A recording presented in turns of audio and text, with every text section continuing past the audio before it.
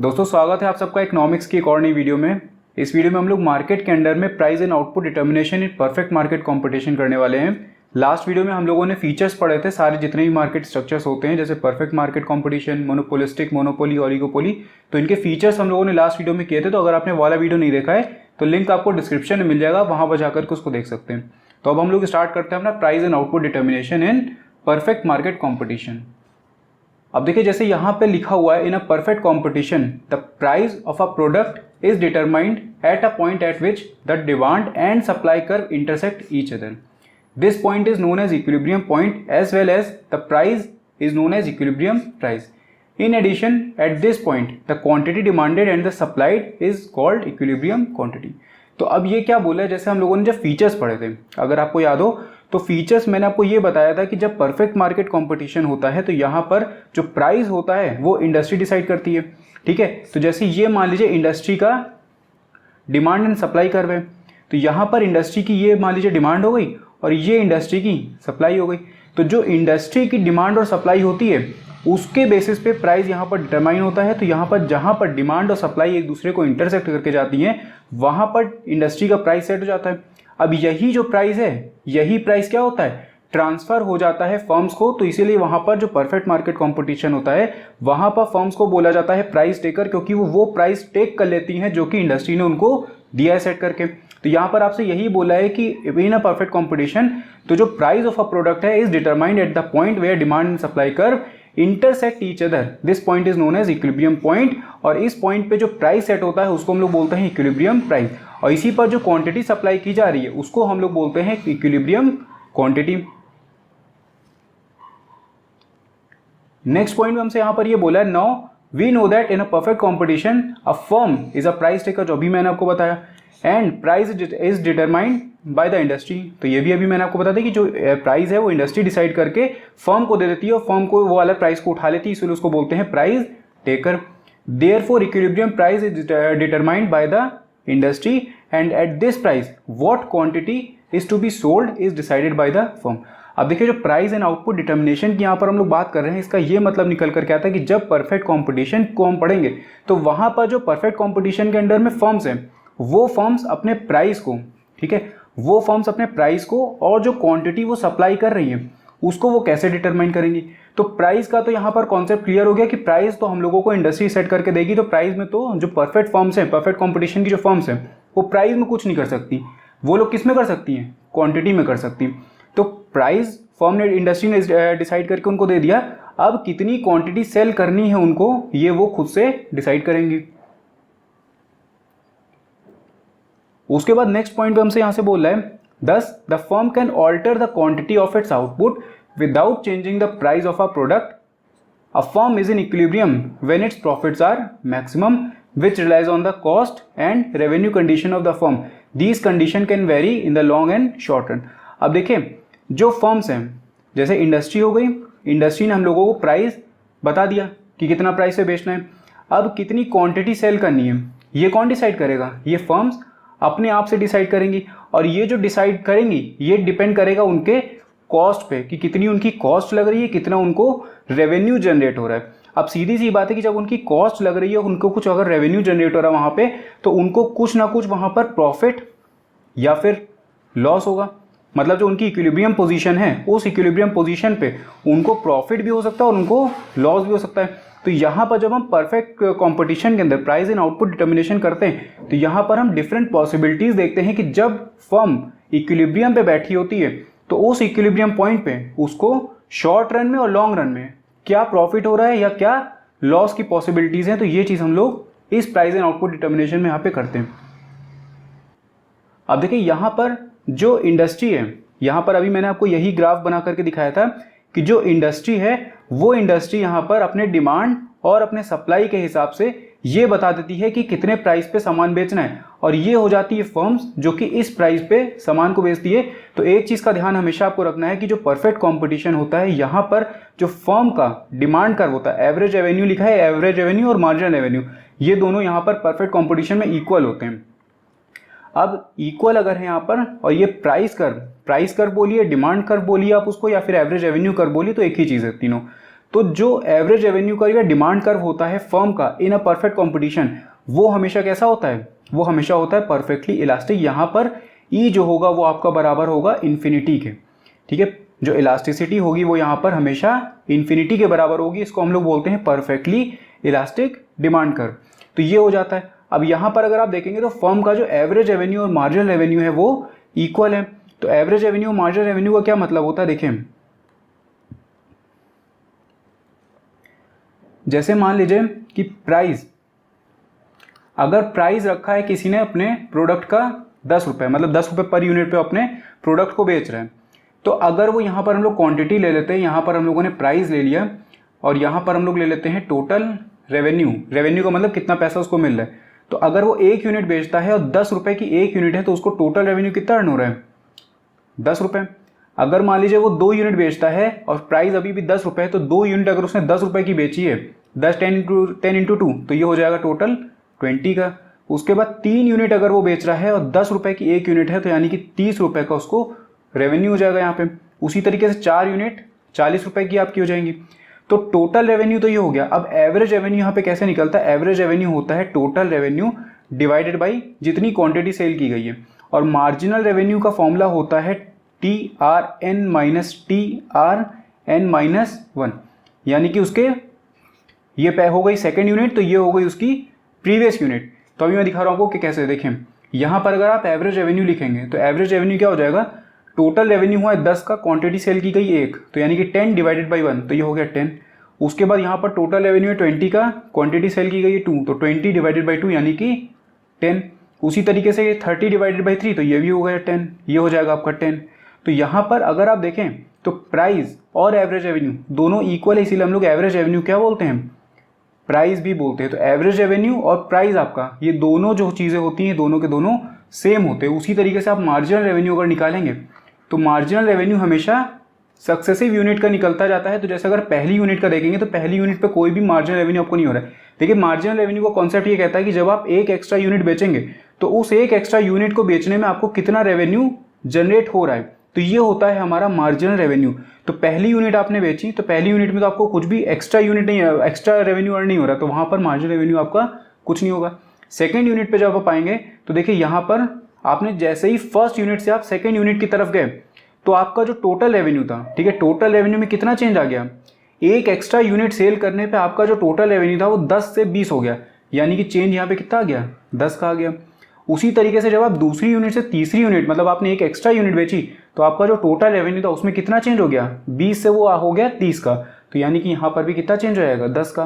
तो उसी तरीके से आगे आप देखेंगे तो 40 माइनस 30 यानी कि ये 10। तो यहाँ पर जो फॉर्मूला था हमारा TRN माइनस TRN माइनस 1, तो उसका मतलब था TR total revenue at fourth unit. अगर यहाँ पर देखिए, यहाँ पर अगर आपने रखा है total revenue at fourth unit, ठीक है, total revenue at fourth unit minus TRN minus 1 यानी कि 4 माइनस 1, यहाँ पर आपको हो जाएगा 4 माइनस 1, तो ये आपका 4 माइनस 1 निकल करके आएगा 3, ठीक है। तो total revenue at fourth unit यानी कि 40 minus total revenue at third unit यानी कि 30, तो 40 माइनस 30, तो ये आपका निकल करके आएगा 10।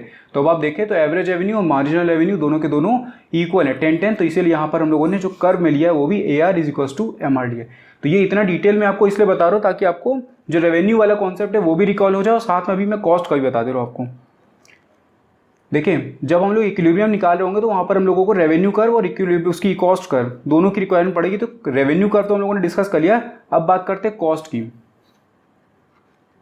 तो कॉस्ट में यहाँ पर आपको 3 तरीके की कॉस्ट की रिक्वायरमेंट होगी। एक आपकी होगी एवरेज कॉस्ट, एक होगी आपकी मार्जिनल कॉस्ट, और एक आपको रिक्वायरमेंट पड़ती है एवरेज वेरिएबल कॉस्ट की।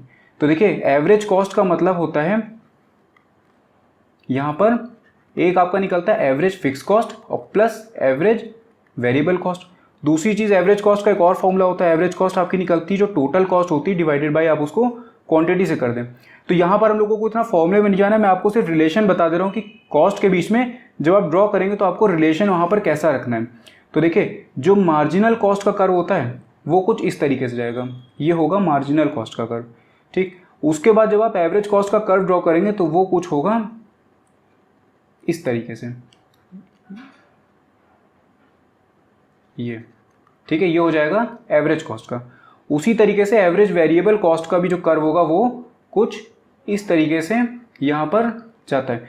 तो अगर आप ध्यान दें तो जो एवरेज कॉस्ट है हमारी, ठीक है, यहाँ पर जो एवरेज कॉस्ट है उस एवरेज कॉस्ट का जो लोएस्ट पॉइंट है, जैसे यहाँ से अगर एवरेज कॉस्ट ये गई है इस तरीके से, तो इसका जो लोएस्ट पॉइंट है, इसके लोएस्ट पॉइंट पर साथ ही में जो एवरेज वेरिएबल कॉस्ट होगी इसका लोएस्ट पॉइंट, इन दोनों पॉइंट पे जो मार्जिनल कॉस्ट का कर्व होता है वो इनको काटते हुए ऊपर निकल जाता है। तो आपको ये चीज़ का ध्यान रखना है, जब भी आप प्राइस एंड आउटपुट डिटर्मिनेशन में कोई भी कर्व को ड्रॉ करेंगे तो वहाँ पर आपको इस रिलेशन को ध्यान में रखना है कि हमेशा एवरेज वेरिएबल कॉस्ट और एवरेज वेरिएबल कॉस्ट इनका जो लोएस्ट पॉइंट होगा हमेशा इसी पे ही इंटरसेक्ट करके मार्जिनल कॉस्ट इनको निकलता है।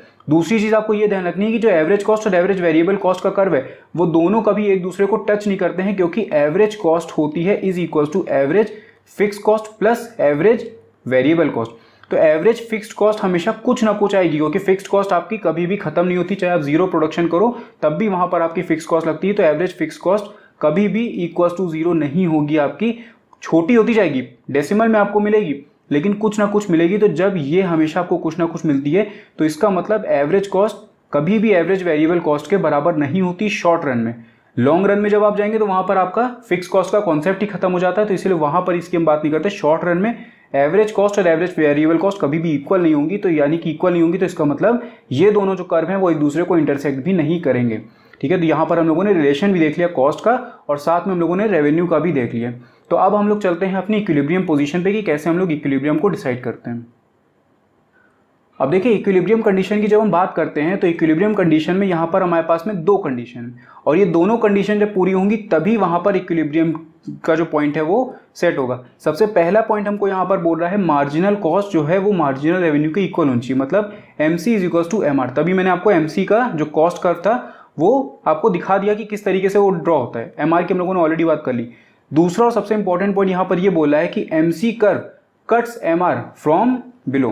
तो जो मार्जिनल कॉस्ट का कर्व है वो कट करके जाए मार्जिनल रेवेन्यू के कर्व को फ्रॉम बिलो। तो आपको अगर आप यहां पर देखें इस कर्व में, देखिए ये वाला तो हो गया हम लोगों का डिमांड कर्व, ठीक है, ये हम लोगों को आ गया डिमांड कर्व, यानी कि average revenue is equal to marginal revenue. ये प्राइस हम लोगों को इंडस्ट्री ने डिसाइड करके दे दिया था। अब यहां से हमारा कॉस्ट कर्व जो है मार्जिनल कॉस्ट कर्व वो कट करते हुए जा रहा है इसको। अब तो इक्वल वाली अगर बात करें तो इक्वल यहाँ पर दो जगह पे, एक इस पॉइंट पे भी है और एक इस पॉइंट पे भी है। इसीलिए हमको दूसरी जो कंडीशन थी उसकी रिक्वायरमेंट पड़ती है जहाँ पर वो बोल रहा है MC curve cuts MR from below. तो अगर आप यहाँ पर देखेंगे इस A' वाले पॉइंट पे तो यहाँ पर हमारा जो कॉस्ट कर्व है ये देखिए, ये कॉस्ट कर्व है और ये हमारा मार्जिनल रेवेन्यू। तो मार्जिनल कॉस्ट आपको ये दिखा रही है कि जो एक एक्स्ट्रा यूनिट आप बना रहे हैं उस एक एक्स्ट्रा यूनिट को बनाने में आपकी कितनी कॉस्ट लग रही है। उसी तरीके से मार्जिनल रेवेन्यू आपको ये बता रहा है कि जो एक एक्स्ट्रा यूनिट आपने बनाई है उसमें आपको कितना रेवेन्यू अर्न हुआ है। तो यहाँ पर क्या बात हो गई, जो एक्स्ट्रा यूनिट हम लोग बना रहे हैं उस एक्स्ट्रा यूनिट को बनाने में कितना रेवेन्यू हुआ और कितनी हमको उस एक्स्ट्रा यूनिट में कॉस्ट लगी। तो ये हो जाता है MC और MR का कॉन्सेप्ट। तो यहाँ पर अगर आप देखेंगे तो MC कर्व ऊपर है MR कर्व के, ठीक है, ये देखिए MC कर्व और ये MR कर्व।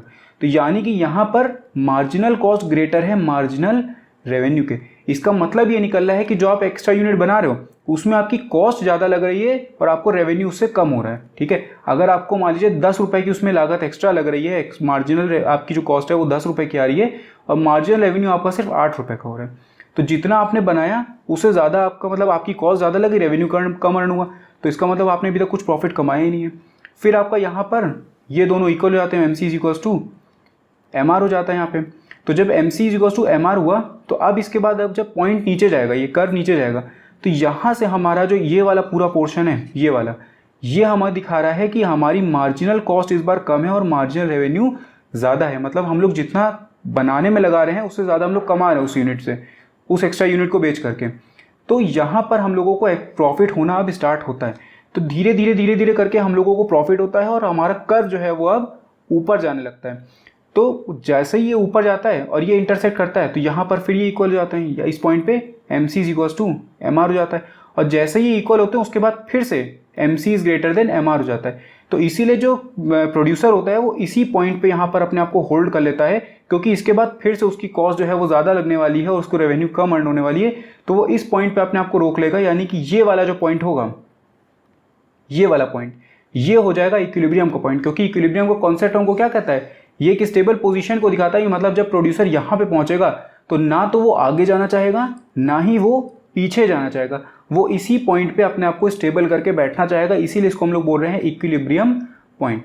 तो ये होता है हमारी इक्विलिब्रियम कंडीशन। इस तरीके से हम लोग पता लगाते हैं इक्विलिब्रियम कंडीशन को। अब देखिए हमको ये पता चल गया कि इक्विलिब्रियम कैसे फाइंड करते हैं। अब ये जो इक्विलिब्रियम कंडीशन है इस पे जो डिफरेंट फर्म्स हैं, क्योंकि हर एक फर्म का जितनी भी फर्म्स होंगी इंडस्ट्री में सबका प्राइस तो सेम है, जो एवरेज रेवेन्यू और मार्जिनल रेवेन्यू होगा वो सबका इक्वल होगा, लेकिन सबके जो कॉस्ट कर्व है वो अलग अलग होंगे। तो जब सबके कॉस्ट कर्व अलग अलग हैं, मान लीजिए प्राइस इंडस्ट्री ने कहा कि 10 रुपये का बेचो, अब कुछ लोग हैं जो उसको 8 रुपये में बना ले रहे हैं, कुछ फर्म्स हैं जो उसको 11 रुपये में बना रही, कुछ फर्म्स हैं जो उसको 10 ही रुपये में बना रही। तो हर एक फर्म को अलग अलग प्रॉफिट और लॉस वहाँ पर होता है। तो इसीलिए हम लोगों के पास में कुछ पॉसिबिलिटीज़ निकल करके आती है शॉर्ट रन और लॉन्ग रन में। तो वहाँ पर हम लोग ये देखते हैं कि जो फर्म्स हैं वो शॉर्ट रन में और लॉन्ग रन में किस तरीके से प्रॉफिट और लॉस को इनकर कर रही हैं। तो वो कंडीशन हम लोग इसी प्राइस एंड आउटपुट डिटर्मिनेशन में पढ़ते हैं। तो हम लोग अब बात कर लेते हैं यहाँ पर possibilities of profit and loss. तो ये मैंने आपको बता दी कि शॉर्ट रन और लॉन्ग रन इन दो पीरियड की हम लोग बात करेंगे। इन दोनों पीरियड में अलग अलग पॉसिबिलिटीज हम लोगों को मिलती है। तो जब शॉर्ट रन की आप बात करेंगे तो शॉर्ट रन में 3 पॉसिबिलिटी बनती है। एक होती है नॉर्मल प्रॉफिट की, उसके बाद आपको सेकंड जो पॉसिबिलिटी मिलती है वो होती है सुपर नॉर्मल प्रॉफिट की, और उसके बाद फिर लॉस की।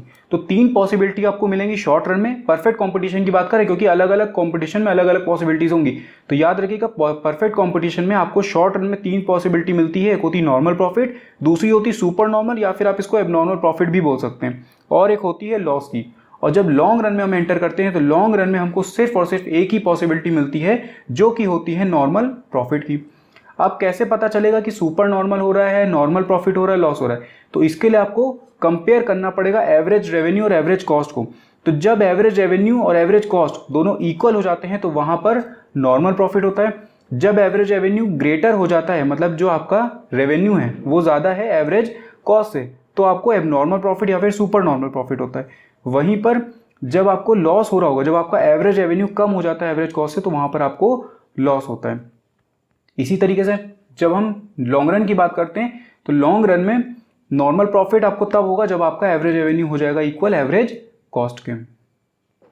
तो ये हम लोगों ने देख लिया कि पॉसिबिलिटीज क्या क्या बनेंगी शॉर्ट रन और लॉन्ग रन में।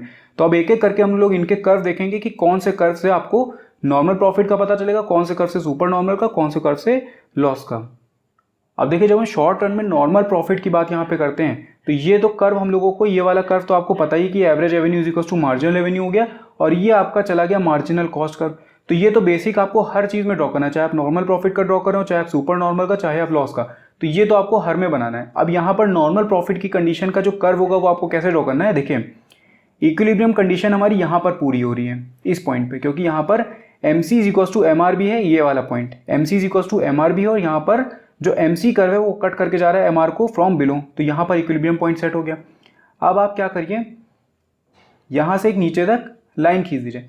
तो ये जो लाइन आपने खींची है, ये जहाँ पर एक्स एक्सिस को कट करेगा वो आप वहाँ पर आप नाम दे दीजिए Q का, और ये आपका हो गया QO। तो ये OQ क्वांटिटी जो है वो आपकी इक्विलिब्रियम क्वांटिटी हो जाएगी। यहाँ पर अगर आप P बोल देते हैं इसको, तो OP आपका इक्विलिब्रियम प्राइस हो जाएगा। अब आपको नॉर्मल प्रॉफिट कैसे यहाँ पर पता लगाना है वो देखिए। नॉर्मल प्रॉफिट का मतलब होता है कि जहाँ पर हमारा एवरेज रेवेन्यू इक्वल हो जाए एवरेज कॉस्ट के। तो जहाँ पर एवरेज रेवेन्यू और एवरेज कॉस्ट इक्वल हो जाएगा वहाँ पर हम लोगों को नॉर्मल प्रॉफिट मिलेगा। तो कर्व आप कैसे ड्रॉ करेंगे, ये देखिए इस तरीके से आपका कर्व यहाँ पर ड्रॉ होगा। मैं कर्व ड्रॉ करने का तरीका आपको इसलिए बता रहा हूँ क्योंकि कर्व में ही सारा जो कन्फ्यूजन है वो हो जाता है। तो कर्व आप इस तरीके से ड्रॉ करेंगे, जहाँ पर ये पॉइंट है, ठीक है, जहाँ पर ये पॉइंट है इसी पॉइंट से आप अपने कर्व को पास कराएंगे। और उस रिलेशन का ध्यान रखिएगा जो मैंने आपको कॉस्ट में बताया था कि जो मार्जिनल कॉस्ट कर्व होता है वो हमेशा एवरेज कॉस्ट को उसके लोएस्ट पॉइंट पे काट के जाता है। तो अगर आप इस कर्व को देखें तो जो एवरेज कॉस्ट, ये कर्व मैंने एवरेज कॉस्ट का ड्रॉ किया है, वो इसको एकदम लोएस्ट पॉइंट पे इसके एवरेज कॉस्ट के कट करके जा रहा है MC कर्व। तो ये आपको पता चलेगा कि यहाँ पर अब इस पॉइंट पे देखिए, इस पॉइंट पे आपकी average cost is equal to average revenue, मतलब जहां पर आपका इक्विलिब्रियम पॉइंट था उसी इक्विलिब्रियम पॉइंट पे आपका एवरेज रेवेन्यू और एवरेज कॉस्ट का रिलेशन आप देखेंगे। तो इक्विलिब्रियम पॉइंट पे एवरेज कॉस्ट और एवरेज रेवेन्यू क्या है, इक्वल है। इसका मतलब हमको नॉर्मल प्रॉफिट हो रहा है। कॉन्सेप्ट आपको समझ में आ गया होगा। यहाँ पे देखिए मैं ये समझाने की कोशिश कर रहा हूँ कि यहाँ पर इस पॉइंट पे हम लोगों को इक्विलिब्रियम मिला, मतलब जो प्रोड्यूसर है वो इस पॉइंट पे बैठा हुआ है। अब इस पॉइंट पे उसको नॉर्मल प्रॉफिट हो रहा है, सुपर नॉर्मल हो रहा है कि लॉस हो रहा है, तो उसके लिए हम लोग एवरेज कॉस्ट कर्व का यूज करेंगे। तो एवरेज कॉस्ट कर्व हमने देखा कि उसका टच करके जा रहा है इसी पॉइंट पे, मतलब इसी इक्विलिब्रियम पॉइंट पे एवरेज कॉस्ट का जो कर्व है वो उसको टच करके जा रहा है। इसका मतलब यहाँ पर average cost is equal to average revenue है, तो इसका मतलब यहाँ पर उसको नॉर्मल प्रॉफिट हो रहा है। तो ये होता है हम लोगों का शॉर्ट रन में नॉर्मल प्रॉफिट निकालने का तरीका। तो अगर आप कर्व इसका देखेंगे तो कर्व यहाँ पर भी मैंने एक और बना दिया है जो आपको नेमिंग के साथ में मिल जाएगा। तो इक्विलिब्रियम पॉइंट आपका सेट हुआ ए पे, यानी कि ये देखिए ये हो गया हमारा इक्विलिब्रियम पॉइंट। उस इक्विलिब्रियम पॉइंट से टच करके जा रहा है हमारा एसी कर्व, यानी कि यहाँ पर AC is equal to AR हो गया। तो ये हो गया इक्विलिब्रियम प्राइस यानी कि एवरेज रेवेन्यू, वो हो जाएगा OP। ठीक है, ये हमारा हो गया इक्विलिब्रियम प्राइस। OQ हो जाएगा हमारा इक्विलिब्रियम क्वांटिटी और A हमारा था इक्विलिब्रियम पॉइंट। तो एवरेज रेवेन्यू आपका हो गया OP, एवरेज कॉस्ट आपका है AQ या फिर OP ही आप बोलेंगे AQ। ठीक है, AQ या फिर आप इसको OP बोलिए, एक ही चीज़ है। तो यहाँ पर average revenue is equal to average cost, तो नॉर्मल प्रॉफिट। अब इसके बाद हम लोग बात कर लेते हैं शॉर्ट रन में सुपर नॉर्मल प्रॉफिट की कंडीशन की। तो सुपर नॉर्मल प्रॉफिट में आपको पता है कि यहाँ पर क्या होगा, जब एवरेज रेवेन्यू ज़्यादा हो जाए एवरेज कॉस्ट से।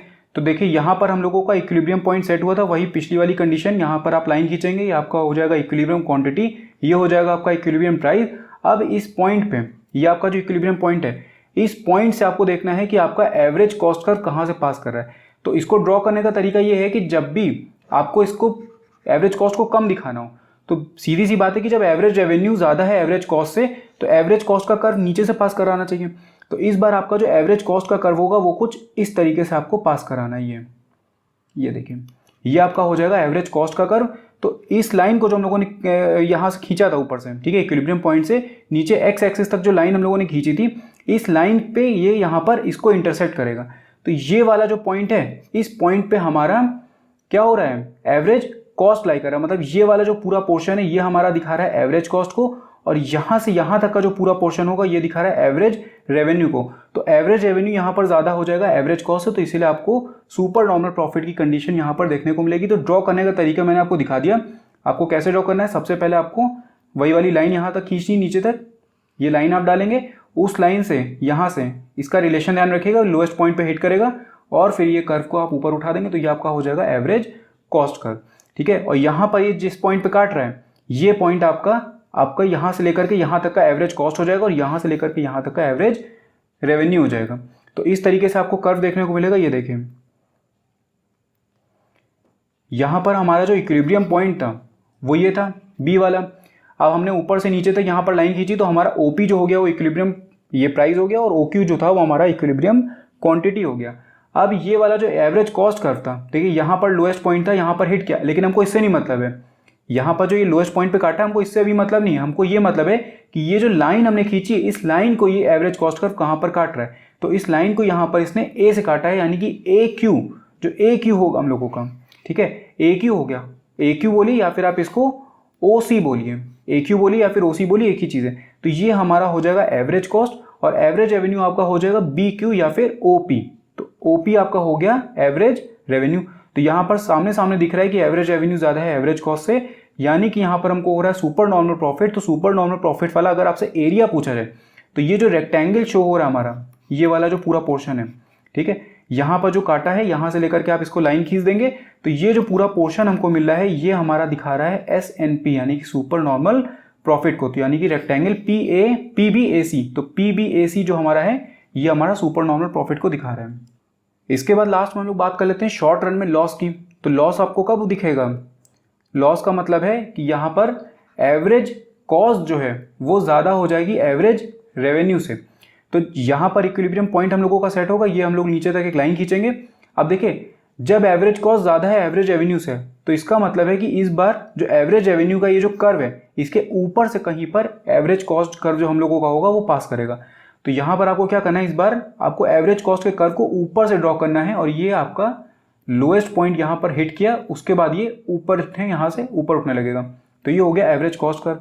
अब ये कैसे पता चलेगा कि एवरेज रेवेन्यू और एवरेज कॉस्ट कितना है। तो एवरेज रेवेन्यू आपको पता है कि ये वाला जो पूरा पोर्शन है ये हमारा एवरेज रेवेन्यू का है। तो एवरेज कॉस्ट कर्व हमारा कौन सा हो जाएगा, जब एवरेज कॉस्ट कर्व की हम बात करेंगे तो उसके लिए आपको क्या करना है, इसी लाइन को ये जो लाइन आपने इक्विलिब्रियम तक ड्रॉ करी, इसी लाइन को आप थोड़ा ऊपर तक एक्सटेंड करेंगे और ये जो लाइन है जहां पर भी एवरेज कॉस्ट कर्व को काट रही है, ठीक है, यहां पर ये इस एवरेज कॉस्ट कर्व को काट रही है, तो ये जो यहां से लेकर के यहां तक का पूरा पोर्शन होगा ये हो जाएगा हमारा एवरेज कॉस्ट का, ये वाला हो गया एवरेज रेवेन्यू का। तो यहाँ पर सामने सामने दिख रहा है कि average cost curve, average cost ज़्यादा हो गई एवरेज रेवेन्यू से, तो इसका मतलब लॉस की कंडीशन हमको मिल गई है।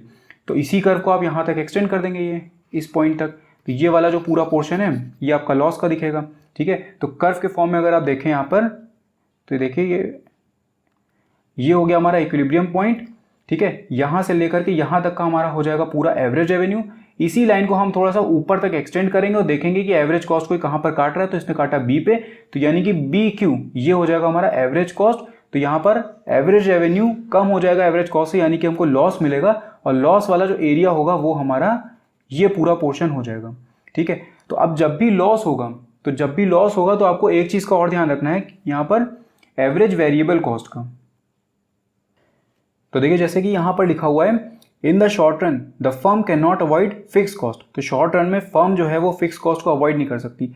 Even if the production is zero, चाहे प्रोडक्शन को वो जीरो कर दें, the firm must incur this cost, therefore the firm can not avoid losses by not producing and continues producing as long as its losses do not exceed its fixed cost. In other words, a firm produces as long as its average price equals or exceeds its average variable cost। तो यहाँ पर जो ये पूरी statement हमको दी गई है, ये स्टेटमेंट हमको बता रही है उसकी शट डाउन पॉइंट की। तो शट डाउन पॉइंट देखिए कैसे निकलता है, इसी कर्व में आपको बता दे रहा हूँ शट डाउन पॉइंट आपका कैसे निकलेगा। यहाँ पर ये हमको ये बोल रहा है कि जो फर्म है जब उसको लॉस हो रहा है, ठीक है, यहाँ पर हम लोगों ने ये देखा था कि ये कर्व हमारा यहाँ से ये हमारा क्या था एवरेज कॉस्ट का कर्व। अब जब फर्म को लॉस होगा, तो फर्म को अगर लॉस हो रहा है तो उसके मन में ये आएगा कि वो उसके प्रोडक्शन को बंद कर दे और यहाँ से बिजनेस को छोड़ के चलिए। तो फर्म कब तक के प्रोडक्शन करेगी? अब ऐसा तो नहीं कि उसको अगर लॉस हुआ तो वो सीधे ही सीधे छोड़ के चलिए। तो यहाँ पर डिपेंड करता है कि उसकी जो एवरेज वेरिएबल कॉस्ट है वो कहाँ पर लाई कर रही है। तो एवरेज वेरिएबल कॉस्ट को देख करके वो ये डिसाइड करेगी फर्म कि उसको आगे कंटिन्यू करना है बिजनेस को, कि उसको आगे कंटिन्यू नहीं करना और शट डाउन करके चले आना है। तो यहाँ पर बात हो रही है शट डाउन पॉइंट की। तो शट डाउन पॉइंट आपका कैसे निकलता है, देखिए एवरेज कॉस्ट और एवरेज वेरिएबल कॉस्ट को मैंने आपको रिलेशन अभी पहले बताया था कि ये होती है एवरेज कॉस्ट, इस तरीके से जाती है एवरेज वेरिएबल कॉस्ट, ठीक है, और यहीं से इनके लोएस्ट पॉइंट पे काटती हुई जाती है मार्जिनल कॉस्ट। तो जब आपने ये पॉइंट फाइंड कर लिया, आपको पता है कि एवरेज कॉस्ट ज़्यादा हो गई, तो अब इसके बाद फर्म जो है वो अपना एवरेज वेरिएबल कॉस्ट ड्रॉ करके देखेगी। तो हो सकता है उसका एवरेज वेरिएबल कॉस्ट यहाँ से जाए, ठीक है, ये हो सकता है, या फिर उसका एवरेज वेरिएबल कॉस्ट यहाँ से जा सकता है, मतलब इसी पॉइंट पे इक्विलिब्रियम पॉइंट पे एक पॉइंट पे टच करते हुए एवरेज वेरिएबल कॉस्ट उसका निकल सकता है, या फिर वो इसको एक्सीड करके भी जा सकता है, ठीक है, एवरेज वेरिएबल कॉस्ट। तो पहला वाला जो केस था एक एक करके हम लोग देखते हैं। तो ये वाला जो केस था, ठीक है, ये वाला यहाँ पर क्या है कि एवरेज वेरिएबल कॉस्ट जो है वो कम है एवरेज रेवेन्यू से, मतलब जितना रेवेन्यू आपको अर्न हो रहा है वो ज़्यादा है आपकी जो वेरिएबल कॉस्ट लग रही है, ऑन एन एवरेज जो आपकी वेरिएबल कॉस्ट लग रही है वो कम है आपके एवरेज रेवेन्यू से। तो इसका मतलब आप एवरेज वेरिएबल कॉस्ट को कवर कर ले रहे हो, साथ में आप कुछ पोर्शन फिक्स कॉस्ट का भी निकाल ले रहे हो। इस कॉस्ट करके अगर हम बात करते हैं, ठीक है, तो यहाँ पर अगर आप देखेंगे इस कर्व में, तो ये हमको ये दिखा रहा है कि जो एवरेज रेवेन्यू हमको अर्न हो रहा है उससे हम लोग वेरिएबल कॉस्ट तो कवर ही कर ले रहे हैं, साथ में हम लोग कुछ फिक्स कॉस्ट भी निकाल ले रहे हैं। उसके बाद अगर इस पॉइंट से हट करके मान लीजिए ये इक्वल हो जाता है, मान लीजिए कि आपका एवरेज वेरिएबल कॉस्ट इस पॉइंट से टच करते हुए निकल जाता है, ठीक है, यहां से निकल गया, तो इसका मतलब ये है यहां पर आपका क्या हो जाएगा, average variable cost is equal to average revenue. तो जितना रेवेन्यू आपका अर्न हो रहा है उससे आप अपनी वेरिएबल कॉस्ट को आराम से कवर कर ले रहे हो, फिक्स कॉस्ट नहीं कर पा रहे हो कवर, लेकिन फिर भी आप अपनी एवरेज वेरिएबल कॉस्ट कुछ हद तक कवर कर ले रहे हो। लेकिन अगर ये जो आपका एवरेज वेरिएबल कॉस्ट है ये अगर इसको ऊपर से निकल जाता है एवरेज रेवेन्यू के, तो यहाँ पर अगर ये काट रहा है तो इसका मतलब ये है कि एवरेज वेरिएबल कॉस्ट ग्रेटर हो गई है एवरेज रेवेन्यू से। तो जो रेवेन्यू आपको अर्न हो रहा था उससे अब आप अपनी वेरिएबल कॉस्ट को भी कवर नहीं कर पा रहे हो। तो इस पोजीशन पे आने के बाद शट डाउन कर देना चाहिए। तो ये वाला पॉइंट हमारा हो जाता है शट डाउन पॉइंट, जहां पर एवरेज रेवेन्यू जो है वो उसमें कम हो जाता है एवरेज वेरिएबल कॉस्ट से। तो शट डाउन पॉइंट की जब हम बात करेंगे शट डाउन पॉइंट की, तो आपको ध्यान रखना है कि एवरेज वेरिएबल कॉस्ट जैसे ही ज़्यादा हो जाती है एवरेज रेवेन्यू से, वहां पर शट डाउन कर देना चाहिए बिजनेस को। और कब तक नहीं करना चाहिए, जब तक के एवरेज वेरिएबल कॉस्ट जो है, ठीक है, जब तक के एवरेज वेरिएबल कॉस्ट या तो इक्वल हो, average variable cost is either equal to average revenue या फिर एवरेज वेरिएबल कॉस्ट कम हो एवरेज रेवेन्यू से, तो यहाँ तक ही प्रोडक्शन करेगा वो। पहले कम थी, फिर अगर इक्वल हो गई तब तक के प्रोडक्शन करता रहेगा, लेकिन जैसी ज़्यादा हो गई तो वहाँ पर वो शट डाउन करके चला जाएगा। तो इसको हम लोग बोलते हैं शट डाउन पॉइंट। तो इसीलिए मैंने आपको ये जो एवरेज वेरिएबल कॉस्ट कर था इसको ड्रॉ करके दिखा दी कि शट डाउन पॉइंट आप लोग कैसे फाइंड करेंगे। अब हम लोग बात करते हैं लॉन्ग रन की। तो क्योंकि शॉर्ट रन में हम लोगों ने तीनों केसेस देख लिए, नॉर्मल प्रॉफिट का भी, सुपर नॉर्मल प्रॉफिट का भी और लॉस का भी। अब आते हैं हम लोग लास्ट वाले अपने केस पे, यानी कि लॉन्ग रन में नॉर्मल प्रॉफिट के केस पे। अब देखिए लॉन्ग रन में मैंने आपसे कहा था कि लॉन्ग रन में सिर्फ और सिर्फ नॉर्मल प्रॉफिट होता है, सुपर नॉर्मल प्रॉफिट या लॉस वहां पर नहीं देखने को मिलेगा।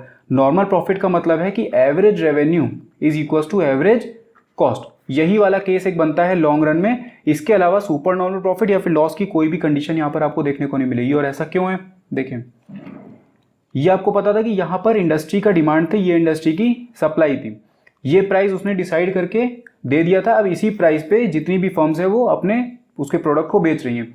यहाँ पर मार्जिनल कॉस्ट कर उसका चला गया था, इस पॉइंट पे इक्विलिब्रियम पॉइंट था हमारा। अब देखिए मान लीजिए शॉर्ट रन में हम लोग आते हैं, ठीक है, शॉर्ट रन में अभी हम लोग बात करते हैं सुपर नॉर्मल प्रॉफिट की। तो शॉर्ट रन चल रहा है और सुपर नॉर्मल प्रॉफिट एक फर्म को हो रहा है, ठीक है, शॉर्ट रन चल रहा है और कई जो फर्म्स हैं वो सुपर नॉर्मल प्रॉफिट अर्न कर रही है। इसका मतलब कि एवरेज वेरिएबल कॉस्ट यहाँ से कहीं जा रहा होगा, ठीक है, ये average variable average cost, sorry average variable नहीं, एवरेज कॉस्ट, ठीक है, ये एवरेज कॉस्ट यहाँ से जा रहा होगा कहीं पे। तो यानी कि इतना ये वाला जो पोर्शन है यहाँ वाला, ठीक है, यहाँ पर हमको पता चला कि जो एवरेज कॉस्ट है वो एवरेज रेवेन्यू से कम है, इसलिए हमको सुपर नॉर्मल प्रॉफिट हो रहा है। अब जब शॉर्ट रन में हो आप, तो आपको सुपर नॉर्मल प्रॉफिट हो रहा है, आप ही की तरह कई और फर्म्स है जिनको सुपर नॉर्मल प्रॉफिट हो रहा है। तो इससे क्या होता है कि जब कई फर्म्स मार्केट के अंदर सुपर नॉर्मल प्रॉफिट अर्न कर रही है, तो इससे क्या होता है कि मार्केट में जो बाहर की इंडस्ट्री वाले जो सप्लायर होते हैं या कोई अगर नहीं भी प्रोड्यूस कर रहा होगा तो वो लोग क्या होंगे, वो अट्रैक्ट होंगे, उस प्रॉफिट को देख करके वो अट्रैक्ट होंगे और वो उस इंडस्ट्री में आना स्टार्ट कर देंगे धीरे धीरे करके।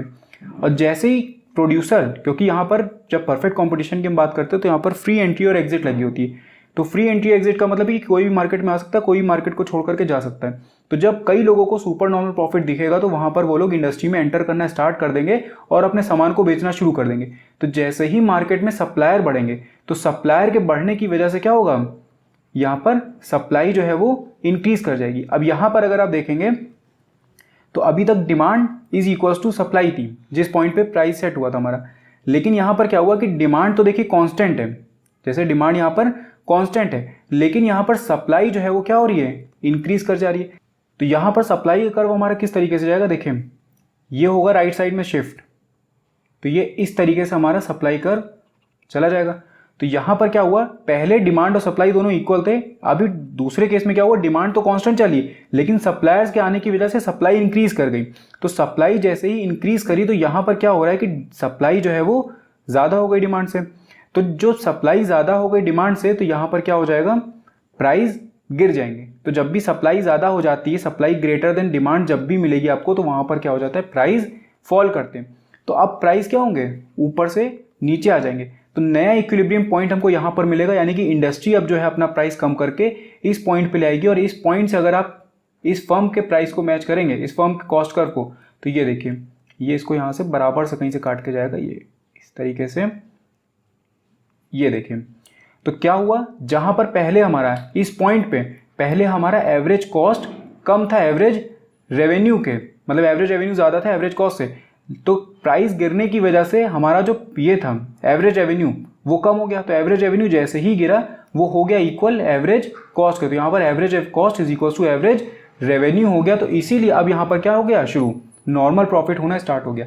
तो क्या मैंने स्टार्टिंग से आपको बताया कि जब भी सुपर नॉर्मल प्रॉफिट हो रहा होगा शॉर्ट रन में, तो जैसे जैसे लॉन्ग रन में जाएंगे तो उस सुपर नॉर्मल प्रॉफिट को देख करके सप्लायर्स अट्रैक्ट होंगे। सप्लायर के आने की वजह से मार्केट में सप्लाई बढ़ेगी और सप्लाई बढ़ने की वजह से क्या होगा, प्राइस गिर जाएंगे। और प्राइस गिरने का मतलब है कि आपकी एवरेज रेवेन्यू गिर गई। तो जब आपका स्टार्टिंग में एवरेज रेवेन्यू ज़्यादा था एवरेज कॉस्ट से, जो अब एवरेज रेवेन्यू गिर जाएगी तो वो एवरेज कॉस्ट के बराबर हो जाएगी और आपको सुपर नॉर्मल से नॉर्मल प्रॉफिट होना स्टार्ट हो जाएगा। तो ये होती है सुपर नॉर्मल की कंडीशन। इन केस मान लीजिए यहाँ पर लॉस हो रहा होता, ठीक है, शॉर्ट रन में लॉस हो रहा होता, तो लॉस होने की वजह से क्या होता है कि जब धीरे धीरे लॉन्ग रन में जाते हैं फर्म, तो अगर उनको लगातार लॉस ही हो रहा है तो लॉस होने का मतलब है कि जब पहले कर्व इसका देखे ड्रॉ कर लेते हैं हम लोग, तो लॉस की कंडीशन आपको पता है कि इस तरीके से एवरेज कॉस्ट का कर्व हमारा जाएगा, ये ऊपर तक एक्सटेंड हो जाएगा। तो जब मान लीजिए लॉस हो रहा है कई फर्म्स को, तो मार्केट में अब वो लॉन्ग रन में तो सस्टेन नहीं करेंगे, शॉर्ट रन में फर्म जो है वो झेल लेती है लॉस को, लेकिन जैसे जैसे लॉन्ग रन में जाएंगी तो लॉन्ग रन में वो मार्केट को छोड़ के जाना स्टार्ट कर देंगे अगर उनको कंटिन्यूसली लॉसेस हो रहे हैं। तो जैसे जैसे वो अपने बिजनेस को शट डाउन करके मार्केट छोड़ के जाने लगेंगी तो सप्लायर्स कम होंगे, सप्लायर्स कम होंगे तो इसका मतलब सप्लाई क्या होगी, गिरेगी। तो जहां पर पहले demand is equals to supply था, वहीं पर अभी डिमांड तो कांस्टेंट है, लेकिन इस बार सप्लाई क्या हो गई, गिर गई। तो इसकी वजह से डिमांड जो थी वो क्या हो गई, ज़्यादा हो गई सप्लाई से। तो डिमांड जैसे ही सप्लाई से ज़्यादा होती है तो आपको पता है कि प्राइस क्या होते हैं, बढ़ते हैं। दूसरी चीज़, जब प्राइस को छोड़ के अदर फैक्टर की वजह से सप्लाई अगर गिर रही है, तो जब प्राइस को छोड़ के दूसरे फैक्टर्स की वजह से अगर सप्लाई गिरती है तो इसका मतलब सप्लाई कर्व जो है वो कहाँ शिफ्ट करेगा, लेफ्टवर्ड शिफ्ट करेगा। तो यानी कि इस बार हमारा सप्लाई कर्व, एक नया हमको सप्लाई कर्व मिलेगा, इसको SS1 नाम दे देते हैं। तो ये हमको मिलेगा और इस डिमांड कर्व को, ये कर्व जो है SS1 यहाँ पर इंटरसेक्ट करेगा। इसका मतलब जो प्राइस इंक्रीज किए हमारे वो यहाँ तक इंक्रीज करेंगे। तो अब जब प्राइस इंक्रीज हो गया यानी कि एवरेज रेवेन्यू हमारा इंक्रीज हो गया, तो ये अब इस कर्व पे यहाँ पर इंटरसेक्ट करके जाएगा। मतलब जहाँ पर पहले एवरेज रेवेन्यू इस पॉइंट पे जब आप था तो एवरेज रेवेन्यू आपका कम था एवरेज कॉस्ट से, तभी आपको लॉस हो रहा था। तो जब आपका प्राइस बढ़ा यानी कि आपका एवरेज रेवेन्यू बढ़ा तो वो आपके एवरेज कॉस्ट के बराबर तक पहुंच जाएगा, वहीं पर जाकर के रुक जाएगा। तो ये एक साइमल्टेनियस मूवमेंट चलता रहता है, तब तक के चलेगा। अगर सुपर नॉर्मल हो रहा है तो तब तक के चलेगा जब तक नॉर्मल पे नहीं आ जाता। अगर लॉस हो रहा है तो तब तक के वो प्राइस बढ़ते जाएंगे जब तक के वो आपका नॉर्मल प्रॉफिट पे जाकर के सेटल नहीं हो जाता है। तो इसीलिए जब हम लॉन्ग रन में शिफ्ट करते हैं शॉर्ट रन से, तो सिर्फ और सिर्फ नॉर्मल प्रॉफिट वाली कंडीशन हमको देखने को मिलती है। अभी जो पूरा ग्राफ मैंने आपको बताया, इसको आप अपने शब्दों में एक्सप्लेन करके लिख सकते हैं। बाकी मैंने कर्व ड्रॉ करने का तरीका आपको सिखा दी कि किस तरीके से आपको कर्व को ड्रॉ करना है और किस तरीके से जो नॉर्मल और सुपर नॉर्मल वाली कंडीशन है वो, इसकी लॉस और सुपर नॉर्मल प्रॉफिट वाली जो कंडीशन है वो कैसे खत्म हो जाती है लॉन्ग रन में आकर के, ये भी मैंने आपको बता दिया है। ठीक है, तो कोई भी डाउट हो आपको इस टॉपिक से रिलेटेड, आप कमेंट करके मुझसे पूछ सकते हैं। बाकी अगर वीडियो पसंद आया तो उसको लाइक करना मत भूलिएगा, साथ में चैनल को सब्सक्राइब कर दीजिएगा, क्योंकि इसके नेक्स्ट हम लोग फिर मोनोपोलिस्टिक कंपटीशन और मोनोपोली और ऑलिगोपोली की भी बात करने वाले हैं। तो अगर आपने चैनल को नहीं सब्सक्राइब किया हो तो चैनल को सब्सक्राइब कर दीजिए। मैं मिलता हूँ फिर आपसे नेक्स्ट वीडियो में। Thank you.